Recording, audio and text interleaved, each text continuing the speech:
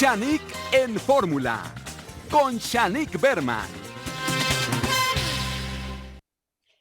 Hola, ¿qué tal? Qué gusto saludarlos como todos los días, de lunes a domingo. Gracias por escucharnos a través de sus radios, de sus televisores, de nuestras redes. Hoy me acompaña para conducir este programa mi querido amigo de toda una vida, Rolando Contreras. Rolis, ¿cómo estás? Hola, mi querida güera, feliz, gustoso, contento, aquí ya presto, puesto y dispuesto.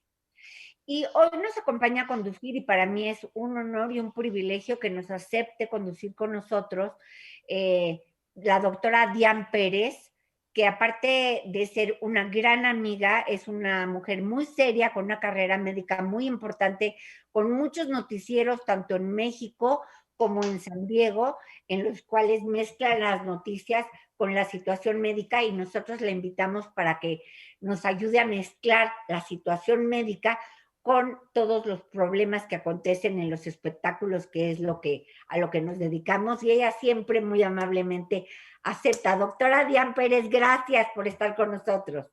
Querida Shanique, Rolando, es un honor para mí que me inviten a estar con ustedes y con su auditorio. Realmente es un privilegio siempre. Muchas gracias. Y fíjate, es que de repente uno, Diane, como no es doctor, uno se confunde qué es lo que es un problema ya médico al que hay que poner atención médicamente o qué es simplemente un problema X. Por ejemplo, hay un caso de Ricardo Ponce. Ricardo Ponce es un gurú que tiene unos simposios grandísimos y retiros de autosanación a los que va muchísima gente, pero una mujer lo acusó de que él tiene una secta sexual, que diciéndote a través de la autosanación, te dice que hagan tríos o que le haga sexo oral. Yo sentí un poco que tal vez eso tiene que ver con adicción al sexo, pero no sé si la adicción al sexo sea una enfermedad o es algo que todos tenemos normalmente. No, definitivamente sí es una enfermedad. Como cualquier otra adicción, se vuelve patológico cuando es algo que interfiere con el funcionamiento de tu vida diaria. Cuando tú ya no puedes estar trabajando porque todo el tiempo estás pensando en sexo, cuando tú no puedes estar con una pareja porque al terminar con esa pareja inmediatamente necesitas tener a otra, o bien con esa misma pareja necesitas continuar teniendo sexo y no alcanzas a tener, digamos, saciedad, satisfacción con el sexo porque necesitas más y más y más, entonces efectivamente se vuelve una adicción. ¿Y es entonces una enfermedad? Así es una enfermedad psiquiátrica que hay que tratar como todas las otras adicciones, como la adicción a las drogas, como la adicción al alcohol. Y es que nuevamente a la hora de tener sexo, tú empiezas a liberar una serie de sustancias que te generan placer, no nada más en el momento del orgasmo, sino durante el sexo y digamos, enamoramiento que puedes tener, comienzas a liberar una serie de sustancias que te generan placer. Entonces, están por eso también los eternos enamorados, que les cuesta trabajo estar con una pareja porque necesitan ese enamoramiento constante. Cuando termina, digamos, el enamoramiento, que los expertos hablan de aproximadamente 4 años, que es lo que dura el amor biológico, por decirlo de alguna forma, entonces necesitan otra relación para enamorarse. Claro que son dos cosas distintas. Una cosa es la adicción al sexo como tal, que sí es una adicción muy grave, y otra es esa necesidad de sentir el placer que te da el enamoramiento. Algo te quería yo doctora, preguntar, nada más ajá, rápidamente. sí. Cuando yo siento, tú dices que cuando ya interfiere en tu cotidianeidad algo, ya es adicción. Yo siento que en Ricardo Ponce, al dar un simposio que además cobra dinero, le cobra a todas estas mujeres para que se autosanen y no puede controlarse y le dice, ven, y la para atrás de la puerta y le dice, hazme sexo oral, y luego ya la bota o sea, como sin emociones, siendo que es un sanador, siento que está interfiriendo esa adicción en su trabajo, porque porque no lo puedes hacer con la gente que además le estás cobrando, le vas a cobrar además porque te haga sexo oral. Tú dime si es... Bueno, lo que pasa es que ahí también hay que estudiar cada caso en particular. Vaya, también sabemos de casos de estas sectas, de personas que tienen esta necesidad de controlar a los demás y que organizan estos grupos y que tienen esa necesidad absoluta de tener el control, que tienen un cierto grado de narcisismo que hace que requieran de tener el control. Y entonces habría que estudiar el caso, pero también podría parecer que este trabajo, digamos, de sanación lo utiliza también como lo pudiera utilizar, tal vez realmente no me atrevería porque definitivamente no conozco el caso, pero en algún caso se podría interpretar como que utilizan ciertos métodos para llegar a ese objetivo de controlar y de tener a las personas, digamos, con un objetivo que podría ser sanación, pero finalmente para también obtener placer a nivel individual. Acoso. Sí, un sometimiento, ¿no? Más que todo, ¿no? Es un sometimiento, sí. Y son muy encantadores y encantadoras, doctora. Claro, Tienen esa gran virtud. Claro, y finalmente son personas que tienen un nivel intelectual muy avanzado, tienen un coeficiente intelectual alto, Claro, y esto, bueno, pues claramente. les da la capacidad de convencer a los demás, de conocer, tienen una inteligencia emocional alta que permite convencer a las personas, entender cada caso, entender las carencias del prójimo, las necesidades que pueda tener, y entonces por ahí entrar. Precisamente, Rolis, dile un poco el caso de Frida Sofía y de Enrique Guzmán, y que si es posible que una niña de 5 años se pueda acordar de estas cosas. Díselo, por favor, a la doctora. Sí, doctora, tenemos esta duda, ¿no? ¿Qué tanta conciencia tienes a los 4 o 5 años para diferenciar entre un abuso sexual, un cariño, una caricia, ¿no? En este caso tan escabroso que es el de Frida Sofía, estamos hablando meramente de especulaciones, no es un hecho, vaya. En el que Frida Sofía, para explicarte por si no conoces el caso en 3 palabras, acusa a Alejandra Guzmán de corrupción de menores porque bajo el influjo de ciertas circunstancias metía hombres que luego abusaron de Frida Sofía cuando era jovencita, quitándole su virginidad o manoseándola, y también de alguna manera permitiendo que de los 5 a los 9 años Enrique Guzmán la toqueteara de una forma no aceptable en la sociedad. Eso, dinos si es una enfermedad, si se puede uno acordar, si es una enfermedad lo que tiene Enrique Guzmán, si se puede hacer solo con una nieta y con ninguna otra, si Frida Sofía se recuerda bien, y por qué lo permite Alejandra Guzmán, por qué la pone en ese peligro a su niña. Fíjate que estos casos de este tipo de problemas dentro de la familia son sumamente complejos porque son muy difíciles de demostrar justamente porque ocurren dentro de la intimidad del hogar.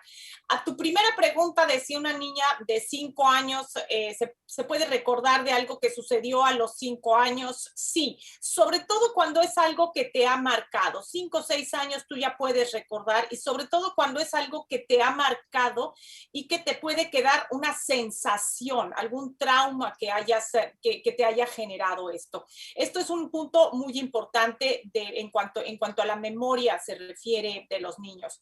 Por otro lado, también se han visto casos, y tristemente es algo bastante común, en el cual, por ejemplo, cuando los padres, en el caso de una familia, y te voy a dar ejemplos de un padre y una madre, cuando el padre abusa de la niña y la madre está aceptando y solapando eso.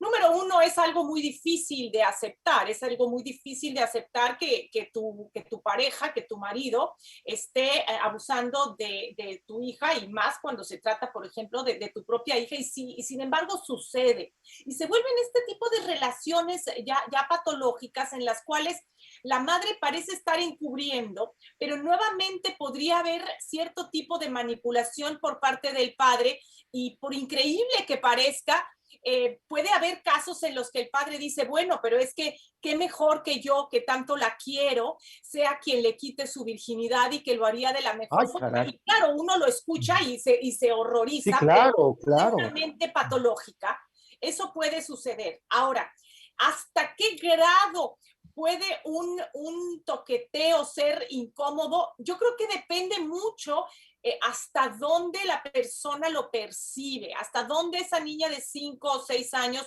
lo puede percibir como algo exagerado, como algo desagradable. Te voy a dejar con una pregunta y nos vamos a un corte, porque Frida Sofía decía que incluso como la toqueteaba abajo en la vagina, ella llegaba a sentir mucho placer, por eso se sentía ella culpable. Nos vamos a un corte y por eso no lo dijo nunca, porque no fue una forma agresiva. Volvemos con la doctora Dian Pérez. No se vaya, muy interesante todo lo que nos está diciendo desde el punto de vista médico, con mucha seriedad. Ya volvemos, no se vaya. Seguimos aquí con la doctora Dian Pérez, es una eminencia en los noticieros, tiene sus noticieros en Televisa, en San Diego, y para nosotros, vuelvo a agradecerte que estés hoy con nosotros, y nos quedamos precisamente en que Frida Sofía dijo que entre los 5 y los 9 años que fue toqueteada por su abuelo Enrique Guzmán, ella sentía mucho placer, entonces se sentía culpable y por eso tampoco delataba. Y que ella lo amaba, o sea, no era un cuate que le pegaba ni la lastimaba, la hacía sentirse bien, pero eso también es acoso, ¿o no? Y además, la prueba que dice toda la familia, que es la prueba de que esto no sucedía, es que hay muchos otros nietos que dicen que a ellos no les pasó. Entonces, puede ser que nada más a una de las nietas se lo haga y no a todas, y es o no una enfermedad hacérselo. Bueno, definitivamente una situación de esta índole, una situación, digo, independientemente de que haya o no veracidad en lo que está sucediendo, y ahí pues las investigaciones tendrán que seguir su curso y se tendrá que determinar, implicar a quien tenga la razón, etcétera, pero hablando, digamos, médicamente, psicológicamente, psiquiátricamente, sí te quiero comentar que por supuesto es una patología, el sentirse atraído por un menor de edad que todavía no tiene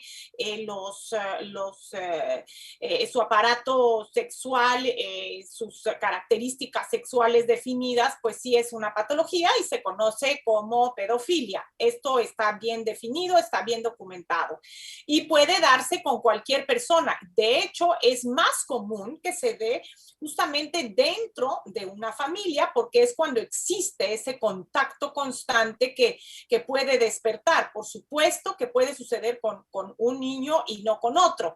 En fin, esto puede suceder sin absolutamente decir si esto pudiera ser real en este caso en particular o no. Eso compete a las autoridades determinarlo, y nuevamente es algo muy difícil de demostrar, justamente por las características y lo íntimo que resulta. Ahora, en el caso de la niña, lo que siente, por supuesto, una niña de 5 años, para empezar, todavía no sabe exactamente qué es lo correcto y qué es lo no correcto, y además eso es muy subjetivo. Tú puedes ver a una padre o a una madre que le da un beso en la boca a su hijo y a lo mejor para ti te parece aberrante, es aberrante, pero para ellos es algo completamente normal. Así que nuevamente ahí debemos de tomar eso. Por supuesto, el toquetear las partes íntimas, el buscar generar placer en ese menor es algo definitivamente patológico.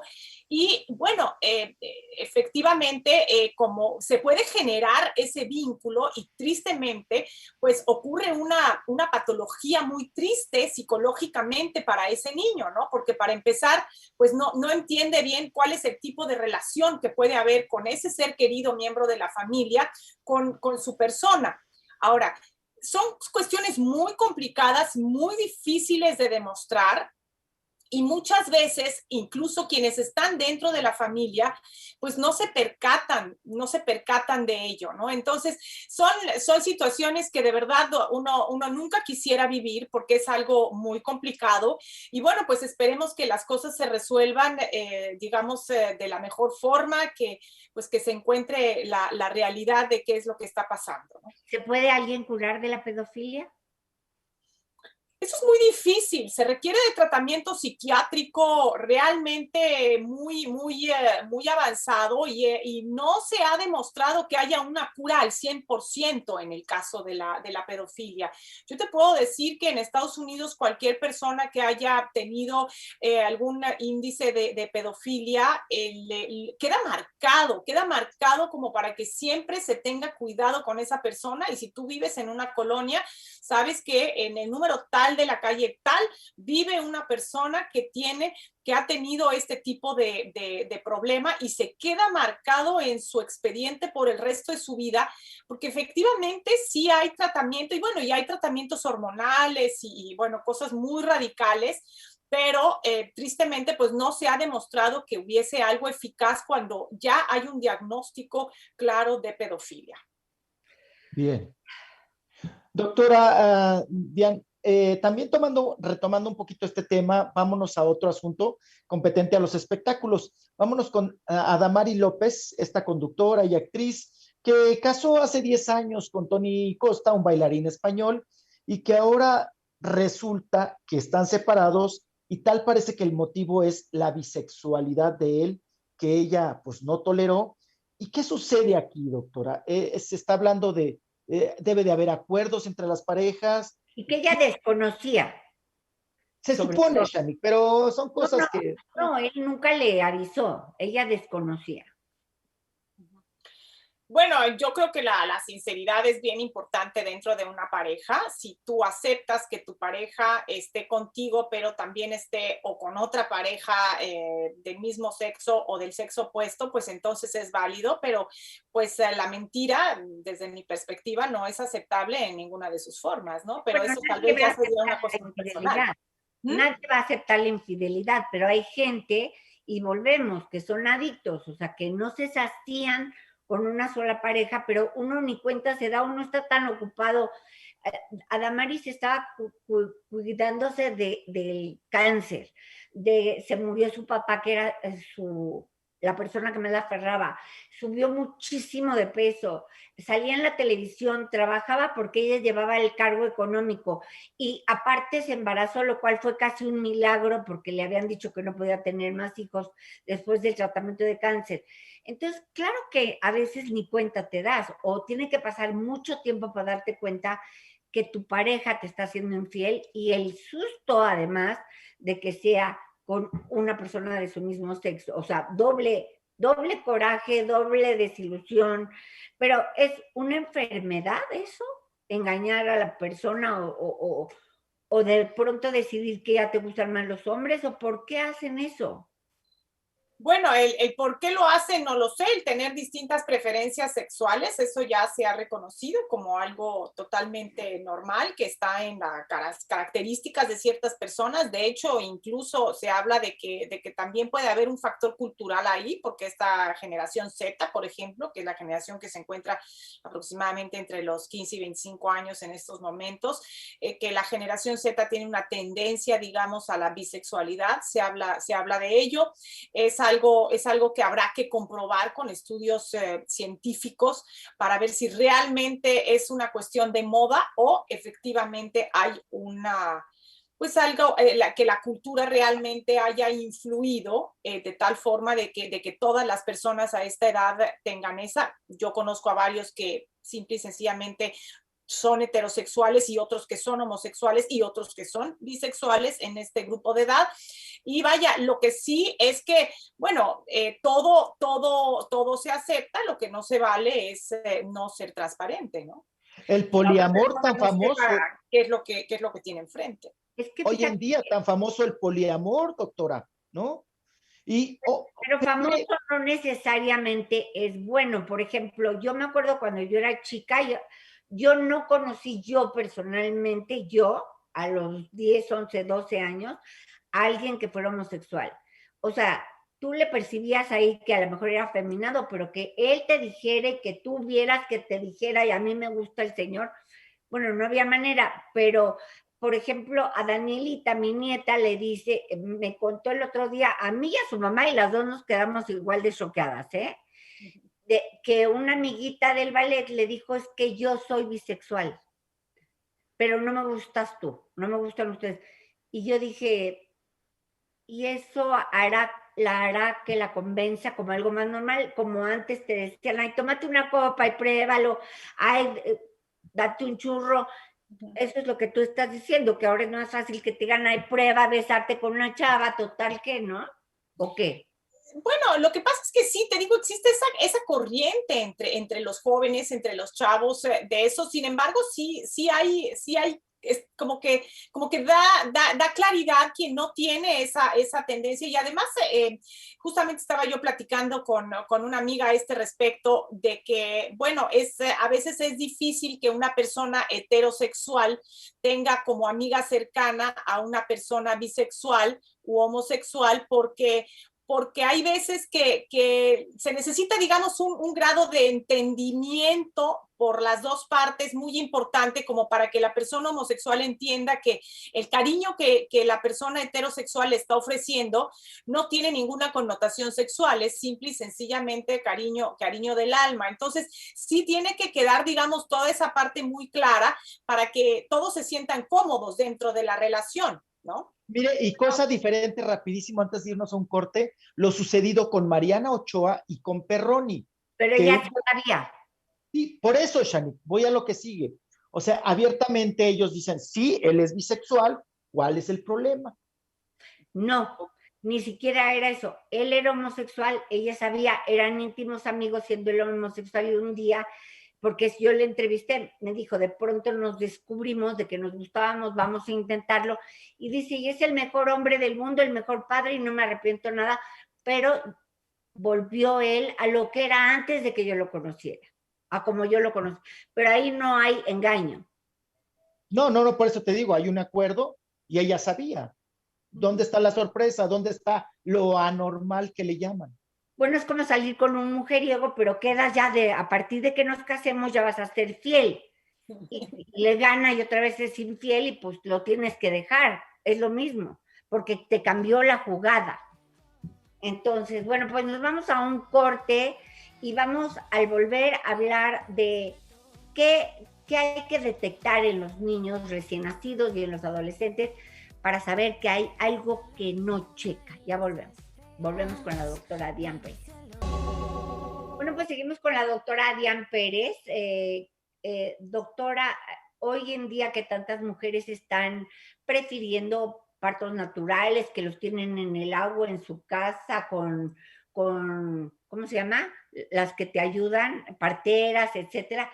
Pero, ¿qué hay que pedirle al doctor o qué hay que hacer cuando nace un niño?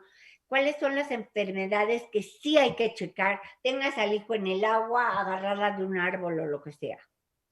Querida Shanique, qué bueno que tocas este tema y justo ahora, este año que se aprobó por unanimidad en la Cámara Baja, el tamiz cardiológico neonatal con oximetría de pulso es algo fundamental para determinar que existe o no una cardiopatía congénita. Las cardiopatías congénitas, como tú sabes, son malformaciones del corazón que están presentes al nacimiento y son el tipo de defecto al nacimiento más común que se registra. Son la segunda causa de muerte en niños menores de 5 años de edad y te quiero decir que más pequeños en México mueren de cardiopatía congénita que de cáncer infantil.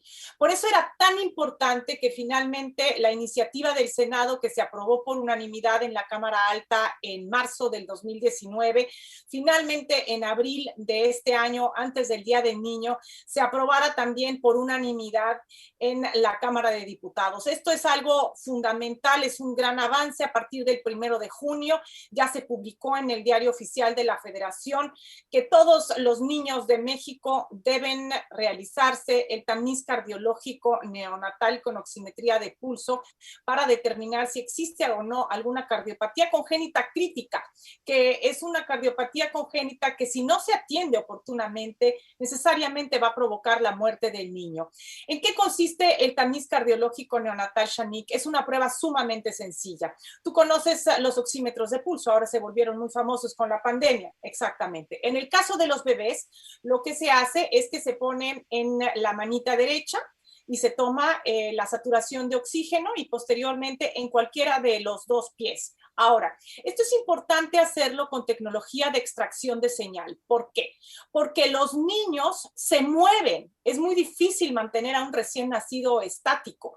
Los niños se mueven y a veces tienen las manitas o los pies fríos. Por eso necesitas oxímetros de pulso y una tecnología que permita justamente la medición exacta de esa saturación de oxígeno, tanto en movimiento como con baja perfusión, es decir, cuando no llega suficiente sangre a las extremidades. Por eso es tan importante esta iniciativa y que, bueno, ahora la Secretaría de Salud, a partir del momento que se publicó en el Diario Oficial de la Federación, tiene 365 días para publicar la norma oficial mexicana sobre el tamiz cardiológico neonatal con oximetría de pulso, y es bien importante que se realice con la tecnología apropiada, y esto es un avance importantísimo, querida Shanique, en nuestro país, que nos pone a nivel de los países industrializados donde se realiza, como en el caso de Estados Unidos, la oximetría de pulso con tecnología de extracción de señal, con este tipo de tecnología nueva para determinar cualquier problema cardíaco grave que pudiera poner en peligro la vida del bebé. En el momento que se detecta alguna patología de este tipo, se hacen otros estudios y se comienza el tratamiento y vamos a poder reducir la mortalidad, Shanique, en más del 30% por esta causa. Qué barbaridad, qué barbaridad. ¿Y qué otra enfermedad, digamos, deberíamos las mamás, por ejemplo, mi hija que está a punto de tener un bebé, ahora sí que de checar, decirle al doctor, oiga, doctor? Fíjate que quienes nacen en México, justamente como todavía no se está realizando en todos los hospitales, es bien importante que toda mamá que va a tener un bebé, que sí le solicite a su médico que le hagan el tamiz cardiológico neonatal con oximetría de pulso con tecnología de extracción de señal. Esto es bien importante. Ahora, sí hay otros tipos de tamices. Está el tamiz audiológico para determinar algún problema de la audición, está el tamiz metabólico para determinar una serie de enfermedades también presentes al nacimiento que pueden tratarse fácilmente con ciertos cambios o ciertos medicamentos y que pueden hacer que el bebé sea compatible con la vida, ¿no? Y esto es bien importante. Que no vaya a ser obeso o que no vaya, pero aquí la pregunta también es, o sea, yo nunca había oído el término autismo, no sé cuándo realmente se inventó, pero ahora resulta que todo el mundo tiene un grado de autismo, un espectro de autismo, algo. ¿Por qué están naciendo tantos niños con autismo o todos eran autistas y no nos habíamos dado cuenta? No entiendo. Yo creo, querida Shanique, es que finalmente la ciencia va evolucionando y cada vez tenemos mayor evidencia y mayor posibilidad de demostrar, y con los medios de comunicación y las redes sociales y el internet, pues la información se puede difundir y puede trascender con mayor facilidad. Yo creo que los casos de autismo siempre han existido, pero no se habían diagnosticado como se diagnostican ahora. Y en el caso particular del autismo, querida Shanique, es muy importante también, pues, quitar una serie de mitos que hay en torno al autismo, que sí, que no debes de vacunar a tus hijos porque les da autismo. Totalmente falso, eso está demostrado que no es cierto. Lo que pasa es que muchas veces se diagnostica el autismo al momento que se aplican ciertas vacunas. Entonces, algunas personas han querido tratar de asociarlo a ello, pero esto científicamente ya se demostró que no tiene absolutamente nada que ver. En el caso del autismo hay una serie de factores ambientales y genéticos que predisponen a una persona a tener autismo, pero afortunadamente las vacunas no se encuentran entre esos factores. factores. Y sí, lo que pasa es que hoy en día se cuenta con más elementos para establecer estos diagnósticos, y antes, bueno, simplemente se decía, bueno, pues es un niño que es poco afectuoso y que está metido en su mundo y que es bueno, por ejemplo, para las matemáticas, ¿no? Ahora ya se sabe que dentro del espectro autista hay muchas ramas, digamos, muchas divisiones, algunas que son perfectamente compatibles con un excelente desarrollo e independencia del niño, otros que los hacen más afines a ciertas disciplinas, y a otros que realmente prácticamente ni siquiera se les nota que son autistas, ¿no? Entonces, verdaderamente dentro del espectro autista hoy en día ya hay esta subclasificación que permite saber que la persona forma parte del espectro autista y qué características particulares tiene.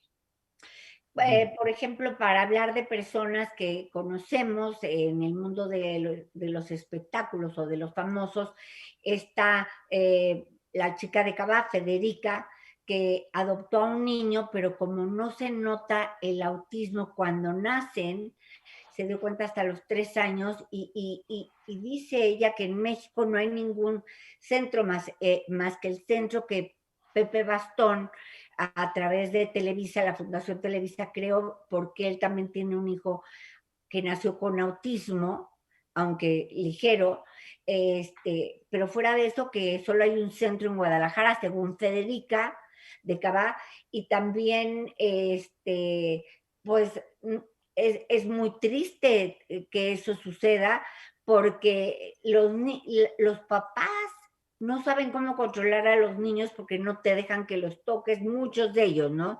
Cada uno es distinto. Sí, cada uno es distinto, y sí es muy importante que los papás reciban asesoría, porque hay mucho que se puede hacer en el caso de un niño. Hoy en día ya se ha demostrado que ciertos alimentos no están recomendados en los niños con autismo. Es importante... vaya, es una serie, por ejemplo, los alimentos ricos en azúcar no se recomiendan, azúcar refinada no se recomienda. Exacto, los aceleran, ¿no? El chocolate. Exactamente. Entonces, hay una serie de alimentos, hay una serie de recomendaciones en cuanto a alimentación, en cuanto a cómo debes distribuir incluso la casa, el ambiente que se recomienda para el niño. Y nuevamente es algo que, como bien dices, tiene que individualizarse, porque cada caso es particular, es individual y va a necesitar una atención particular. Sí, la verdad es que es necesario que haya centros dedicados a esto que puedan orientar a los padres para que sus hijos tengan el mejor desarrollo posible. Sí, y de las alergias, Shanique, ¿no? Que es impresionante, doctor, ahorita que salió el tema, no sé si quieran extenderse un poquito más. Yo tengo un familiar que se dio cuenta muy tarde de que es alérgico al gluten. Entonces se pone muy mal cuando llega a comer algún pedazo de pan, cuando no sabía. Y ahora le compramos pan en un lugar especial, pero me sorprende mucho porque cuando yo voy a esta panadería, hay pan para los que son alérgicos al huevo, hay pan para los que son alérgicos a la leche, al azúcar, al chocolate, a la nuez, a las pasas. Bueno, dices tú, oye, pues ¿qué pasó aquí, no? Bueno, lo que pasa es que nuevamente la ciencia va avanzando para saber a qué es uno o más sensible o intolerante. Por ejemplo, te voy a dar un ejemplo. Mi mamá a los 70 años se dio cuenta de que ella tenía hemocromatosis hereditaria, y que yo también la heredé, y que desafortunadamente no metabolizamos bien el hierro. Por decirlo así, como de sangre pesada, ¿no? Para decirlo coloquialmente. Pero la realidad es que se nos acumula el hierro. Entonces, a diferencia de la mayor parte de los ciudadanos que requieren de una dieta rica en hierro, por ejemplo, para contrarrestar la anemia, que ese es otro tema que me encantaría un día abordar con ustedes, el tema de la anemia. Excelente. Y nosotros al revés, nosotros nos sobra el hierro y no podemos comer carne roja. La tortilla, el maíz, por ejemplo, en Ixtamal pues está adicionado con hierro, entonces no lo podemos comer, necesitamos comer harina sin hierro, en fin, se complica mucho la vida. Y es que antes no se sabía y hoy ya se sabe. Pero nos vamos a ir a un corte para que la doctora nos diga cómo saber a qué somos alérgicos exactamente. Y como tú dices, lo del hierro, la anemia. Mi mamá toda la vida sufrió de anemia y de anemia perniciosa. Ya volvemos. Bueno, pues a mí me interesó mucho lo que dijiste, mi querida doctora Dian Pérez, que tú tienes exceso de hierro, de sangre pesada, que es chistoso porque contradictoriamente eres de sangre muy ligera, pero que nos digas qué prueba podríamos hacernos para saber qué alimentos nos hacen más daño o qué alimentos nos hacen mejor. Digo, a todos los que nos oyen. Fíjate que hay pruebas genéticas muy especializadas que te permiten ver cuál es, digamos, la alimentación adecuada en función de tus características genéticas. Esto es muy interesante porque justamente te permite enfocarte hacia un tipo de dieta que va a ser mucho más saludable para ti, que te va a ofrecer más energía, porque hoy en día lo que decimos, digamos, a nivel global y general, es que lo recomendable, digamos, es la dieta mediterránea, ¿no? Que es la que en general podría funcionar mejor para la salud cardiovascular, para prevenir la diabetes. ¿Cómo? ¿Cuál es esa? La dieta mediterránea es la que es rica en vegetales verdes, Puras hierbas, ensaladas, en aceite de oliva, aceitunas, comer el aguacate, que es muy saludable, aceite de olivo. el aceite de oliva, ese es fundamental, los pescados de agua fría, el salmón principalmente, pero también el arenque, ese no es tan mediterráneo, pero también es muy, muy saludable. Quesos no grasosos, doctora. Exacto, tienen grasas muy saludables, tienen grasas que son omega 3, ácidos grasos omega 3 que tienen un efecto cardioprotector. Entonces, esa parte está ya demostrado, digamos, los carbohidratos enteros que no están refinados. Esto es muy importante también. Entonces, digamos que de manera global, esa sería la dieta más saludable. Ahora, por supuesto que a una persona que tiene colon irritable, lo que se conoce popularmente como colitis, pues no le puedes dar lechuga porque le va a aumentar la colitis, no le puedes dar pan de centeno o de trigo integral porque le va a inflamar el estómago. Entonces, pues sí es importante que cada persona sepa cuál es, digamos, lo que mejor le funciona. Y sí hay estudios genéticos muy sofisticados, muy precisos para determinar esto, pero pues tristemente son costosos. Sí, el gluten, por ejemplo, las personas que son alérgicas al trigo, tienen que mandar la prueba a Estados Unidos, creo todavía, doctora, la prueba de sangre a Estados Unidos y allá la examinan, porque creo que aquí todavía ese tipo de situaciones no está muy desarrollado, un tema así. Sí, muchas de estas pruebas se mandan a los Estados Unidos para realizarse y sí, lo que pasa es que imagínate, si le tienes que hacer todas esas pruebas a todo el mundo, pues vaya, no hay dinero que alcance, ¿no? No. Por eso es tan importante, por ejemplo, y por eso es tan valioso hablar del tamiz cardiológico neonatal, porque ahí sí se ha demostrado que un verdadero problema de salud pública mundial lo puedes reducir con una prueba que no es invasiva, que es muy fácil de realizar para el bebé, que no le genera absolutamente ninguna molestia y que definitivamente puede salvar su vida. Yo creo que aquí es justamente lo que se debe de buscar, es hacer este tipo de pruebas que no representan un gran costo y sobre todo, aunque pudieran requerir una inversión importante, el beneficio a largo plazo va a ser infinitamente superior, tanto económicamente, por supuesto, que está demostrado que te reducen sustancialmente el costo de atención y de complicaciones, pero también el costo social y emocional de tener a tu bebito que se va a morir en el primer año de vida, ¿no? Qué horror, qué horror. ¿El tamiz hasta qué límite es del bebé, doctora?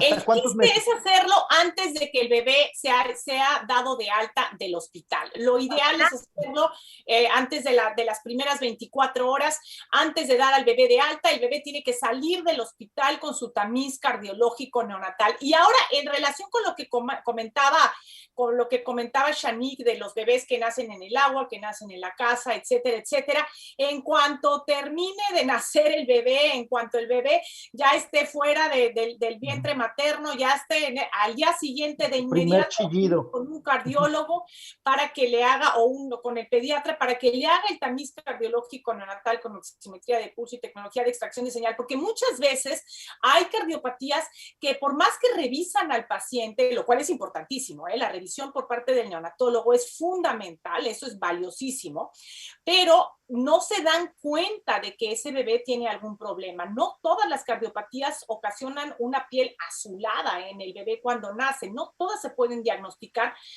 con simple vista. Por eso es tan importante la medición de la saturación de oxígeno con oximetría de pulso y tecnología de extracción de señal para justamente diagnosticar eso. Y es muy sencillo. Si la cifra sale por arriba del 95%, pues ya se queda uno tranquilo. Y también esto es bien importante que, o sea, algunos dirán, ay, bueno, pero es que depende de la altitud. Sí, pero se ha hecho un estudio en México muy importante en 6 ciudades con diferentes altitudes y el 95% sigue siendo la cifra que hay que tener para contar con un corazón sano y cuando menos de no tener una cardiopatía congénita crítica, que es lo que va a ocasionar la muerte de un recién nacido en menos de un año de vida. Qué horror. Te quería preguntar algo, Rolis, ¿verdad, Rolis?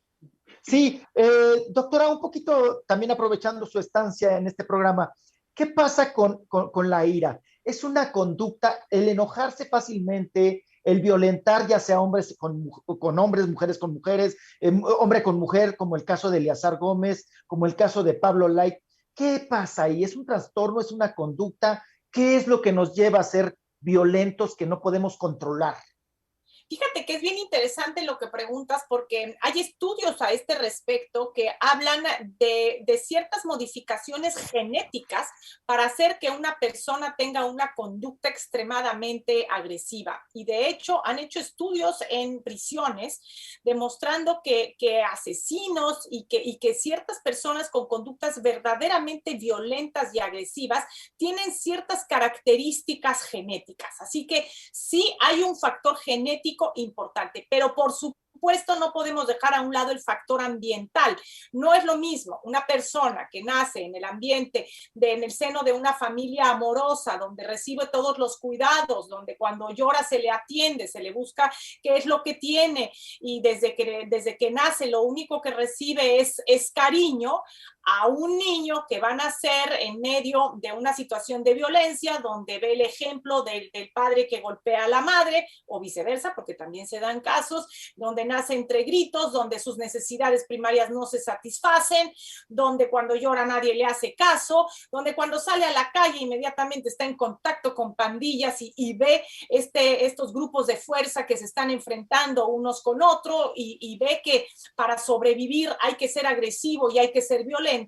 Bueno, pues ahí sí también el factor ambiental juega un papel preponderante en este tipo de conductas. Fíjate que eso me hizo acordarme de hace 1000 años cuando Jacobo Zabludowski entrevistó a la banda de los Panchitos, que eran niños de, sí, era terrible. 11, 13 años que violaban, mutilaban a gente y me acuerdo que le dijo Jacobo, pero ¿y si se lo hicieran a sus hermanas? Y ellos, lo que me sorprendió es, dijo, pues se los hacen. Oh. Lo que ellos han vivido desde niños. Sí, está normalizado, ¿no? Para ellos les parece un ambiente normal. Exactamente, ya pierden esta capacidad de asombro. Por eso es bien importante ofrecerles a los niños ese ambiente y por eso los derechos de los niños son tan importantes para que todos los niños tengan acceso a la educación, que todos los niños tengan como un derecho fundamental de la infancia el recibir cariño y el poder satisfacer todas sus necesidades. O sea, no traigan chamacos a este mundo. Abrazos y no balazos, como diría AMLO. Exactamente, abrazos, cariño, y ese es el ejemplo que tenemos que dar a nuestros hijos, que puedan vivir en un ambiente de armonía para que, bueno, pues ya si tienen un trastorno genético de agresividad, pues ya se buscará solución. Se corrige. Pero definitivamente el ejemplo tenemos que ponerlo en casa con un ambiente de armonía. Qué difícil. Bien, doctora. Ahora sí que misión imposible, es misión más imposible que las de Tom Cruise, pero bueno, muchas gracias, doctora Dian Pérez, te amo con locura y devoción. Las dos somos de familia húngara, genéticamente hablando, y te quiero muchísimo. Además que otro día tenemos que hablar porque dicen que los húngaros son los que más se suicidan por amor. Ay, Shanique, algún día tendremos que platicar de los suicidios también. Muchas gracias, doctora. Gracias, mi Rolis. Gracias a todo mi equipo allá precioso, a Pam y a todos que de verdad que si no los nombro a todos no es porque se me pase, son lo máximo y les agradezco infinitamente. Jessica, Jerry y todos. Héctor, Gracias. Roxana, Exacto. Y gracias sobre Carmen. todo a ti que nos haces el favor de escucharnos y de vernos de lunes a domingo a través de tus teles, de tus radios y de nuestras redes. Hasta mañana, que Dios me los bendiga.